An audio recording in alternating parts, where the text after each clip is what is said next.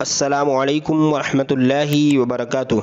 नाज़रीन, उम्मीद करता हूँ आप सब खैरियत आफियत के साथ होंगे। आइए इंशाअल्लाह अज़्ज़ व जल आज की इस वीडियो में उर्दू किताब अनवार शरीयत का पार्ट नंबर 10 इंशाअल्लाह अज़्ज़ व जल पढ़ेंगे। और चूँकि इसका जो ताल्लुक़ है पार्ट नंबर 9 से, वैसे नई बात शुरू हो रही है, यहाँ से नया सवाल शुरू हो रहा है, लेकिन ये जो पार्ट है पार्ट नंबर 9 से मतलब कि वज़ू का तरीका शुरू किया गया है यहाँ से, है ना। तो अगर आपने नहीं देखा तो उसे देख लीजिए, पार्ट नंबर 9 को वज़ू का पूरा तरीका। अब आइए आगे जो बकिया है, जो बाकी चीज़ें हैं वो भी इंशाल्लाह आज के पार्ट में कंप्लीट हो जाएगी, है ना। वज़ू का जो बयान है वो कंप्लीट हो जाएगा 10वें पार्ट में, ठीक है। तो यहाँ से पढ़ते हैं। देखिए सवाल, वज़ू में कितनी सुन्नतें हैं, ठीक है। वज़ू के फ़राइज़ ऊपर बता दिए गए, है ना, बतला दिए गए। और इससे पहले जो धोना है, जो हाथ धोने हैं, पैर धोने, तो वो धोने का मतलब क्या वो भी बता दिया गया ऊपर के सवाल में। अब यहाँ से जो वज़ू की सुन्नत हैं वो आपको सुनना है ना ध्यान से, और जो नए अल्फाज हैं उनको मतलब तवज्जो के साथ याद रखना है। देखिए जवाब, वज़ू में सुन्नतें 16 हैं, है ना, ठीक है। 16 सुन्नतें हैं। देखिए अब वो नंबर तो नहीं है, लेकिन लाइन से हमें इसको पढ़ना है। आप भी इसी तरह वज़ू करते होगे उम्मीद है, अगर नहीं करते तो अगर आप इस सबक को पढ़ लेंगे तो आपको अंदाज़ा आ जाएगा क्या क्या चीज़ें सुन्नत है। तो फिर सुन्नत के मुताबिक पूरा वज़ू करने की कोशिश करनी है इंशाअल्लाह, है ना। देखिए नियत करना, है ना, नियत यानी दिल में इरादा करना, ज़बान से कहना, है ना। बिस्मिल्लाहिर्रहमानिर्रहीम से शुरू करना, यानी वज़ू करने से पहले बिस्मिल्लाह पढ़ना। इस तरह बिस्मिल्लाह वल्हम्दुलिल्लाह भी कह लेना, है ना, इसकी भी फजीलत है।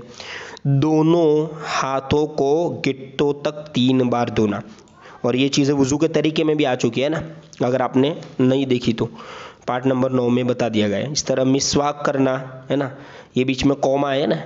एक ही बात में अगर 3-4 बातें बतानी हो एक ही पूरे जुमले में, तो इस तरह बीच में ये कॉमा लगा दिया जाता है। वैसे आम लैंग्वेज में नीचे आता है ना बिल्कुल ये 9 की तरह, लेकिन उर्दू में ये 6 की तरह बन जाता है ऊपर की तरफ, ठीक है। मिसवाक करना, फिर दाहिने हाथ से 3 कुल्लियाँ करना, दाहिने हाथ से 3 बार नाक में पानी चढ़ाना, सीधे हाथ से, है ना। बाएं हाथ से नाक साफ करना, यानी उल्टे हाथ से, है ना, लेफ्ट हैंड से। दाढ़ी का खिलाल करना, हाथ पाँव की उंगलियों का खिलाल करना, यानी उंगलियों के एक दूसरे के अंदर इस तरह पेवस्त करते ना, इस तरह डालकर धोना उसको, है ना, ठीक है। हर उज़्व यानी जो शरीर का अंग है ना, हर उज़्व को 3-3 बार धोना। पूरे सर का 1 बार मसाह करना, यानी पानी भिगोना, है ना, पानी से उस हिस्से को भिगोना। कानों का मसाह करना। तरतीब से वज़ू करना, तरतीब यानी क्रम वाइज, ठीक है, स्टेप बाय स्टेप, यानी जो पहले है उनको पहले करना। जैसे जो फ़र्ज़ है ना, पहले चेहरा है तो चेहरा धोना, फिर इसके बाद जो है, इसके बाद जो है, तो वो तरतीब से वज़ू करना, ये भी सुन्नत है। दाढ़ी के जो बाल मुंह के दायरे के नीचे हैं उनका मसाह करना, ये भी सुन्नत है। आज़ा को यानी जो उज़्व है ना, एक हो तो उज़्व यानी जो शरीर का अंग है, जैसे हाथ है ये उज़्व है, पैर है ये भी उज़्व है, लेकिन ज़्यादा हो तो आज़ा, ठीक है, ज़्यादा के लिए। आज़ा को पे दर पे धोना, यानी एक धो लिया इसके बाद फ़ौरन दूसरा धोना, बीच में कोई गैप ना करना। हर मकरूह बात से बचना, ये भी सुन्नत है। देखिए आगे दूसरा सवाल, वज़ू में कितनी बातें, ठीक है, वज़ू में कितनी बातें मकरूह है ना, यानी नापसंदीदा है शरीयत में, ठीक है, मकरूह है, यानी इससे बचना चाहिए, ठीक है। देखिए आगे जवाब, वज़ू में 21 बातें मकरूह है। कौन कौन सी, देखिए अब, औरत के गुस्ल या वज़ू के बचे हुए पानी से वज़ू करना, ठीक है। वज़ू करने के बारे में, गुस्ल करने के बारे में नहीं कहा गया है, यानी वज़ू या गुस्ल का जो बचा हुआ पानी है उससे।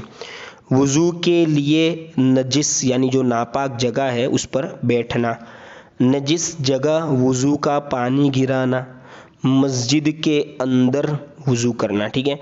इससे आप ये ना समझिए कि हम तो मस्जिद के अंदर ही जाते, तो वो जो हिस्सा होता है वो ऐन मस्जिद नहीं होता है ना, वो फ़िनाए मस्जिद होता है, वो बाहर का हिस्सा होता है, ठीक है। ऐन यहाँ से मुराद बिल्कुल मस्जिद के अंदर।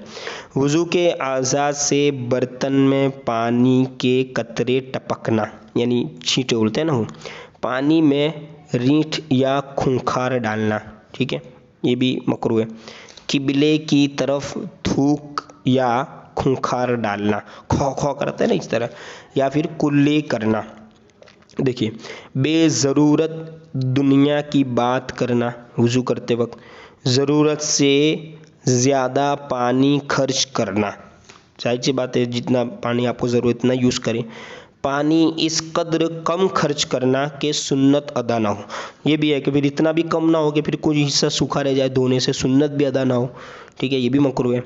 मुंह पर पानी मारना, है ना, ठीक है, मारना और खर्च करना, यानी वो ज़ोर से नहीं मुंह पर पानी मारता फिर आवाज़ करते हैं, ठीक है। इस तरह मुंह पर पानी डालते वक्त फूंकना, बहुत सारे लोग मुंह से फूंकते हैं पानी जाता है तो।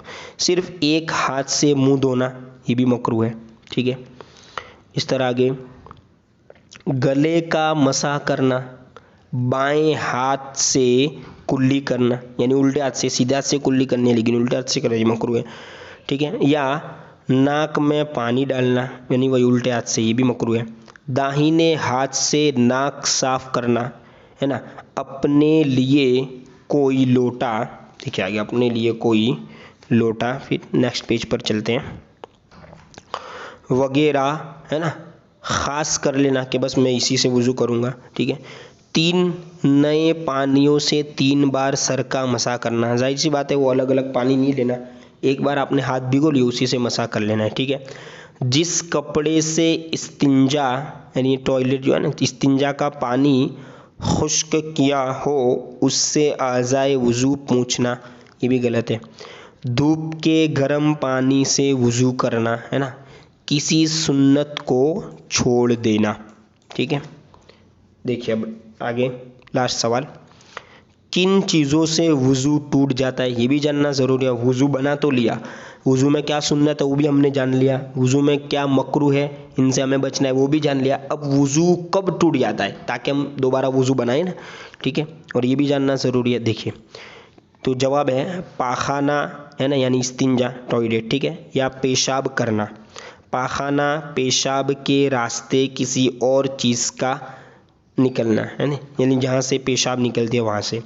पाखाना के रास्ते से यानी जो निकलने की जगह है वहाँ से हवा का निकलना, ठीक है, समझ गए आप इसका मतलब। बदन के किसी मकाम से खून या पीप निकलकर ऐसी जगह बहना कि जिसका वज़ू या गुस्ल में धोना फ़र्ज़ है, यानी पूरा शरीर ही हो गया, ठीक है।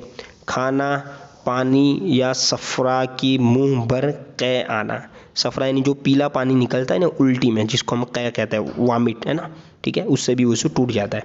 इस तरह सो जाना के जिस्म के, है ना, जोड़ ढीले पड़ जाए, यानी बिल्कुल गाफिल होकर सोने में रुकावट ना हो, इस तरह मतलब उठकर ऐसा लगे कि बस बिल्कुल वो गाफिल हो गए, ढीले पड़ गए ना, यानी बिल्कुल गफलत आ गई है, वो गालिब आ गई है नींद इसके ऊपर, इसका मतलब भी होगा, तो फिर इससे ऐसी नींद से वज़ू टूट जाएगा। बेहोश होना, जुनून होना यानी पागलपन, ठीक है, गशी होना, बेहोश हो जाना, ठीक है, इसका मतलब यही होगा। किसी चीज़ का इतना नशा होना कि चलने में पाँव लड़खड़ाएं, ठीक है। रुकू और सुजूद वाली नमाज में इतनी ज़ोर से हंसना कि आसपास वाले सुने, इससे भी वज़ू, नमाज तो टूट ही जाएगी लेकिन वज़ू भी टूट जाएगा, यानी कितनी बड़ी बात है, इससे बचना चाहिए। दुखती आँख से आंसू बहना, इन तमाम बातों से वज़ू टूट जाता है। अब इंशाअल्लाह पार्ट नंबर 11 में यहाँ से हम पढ़ेंगे।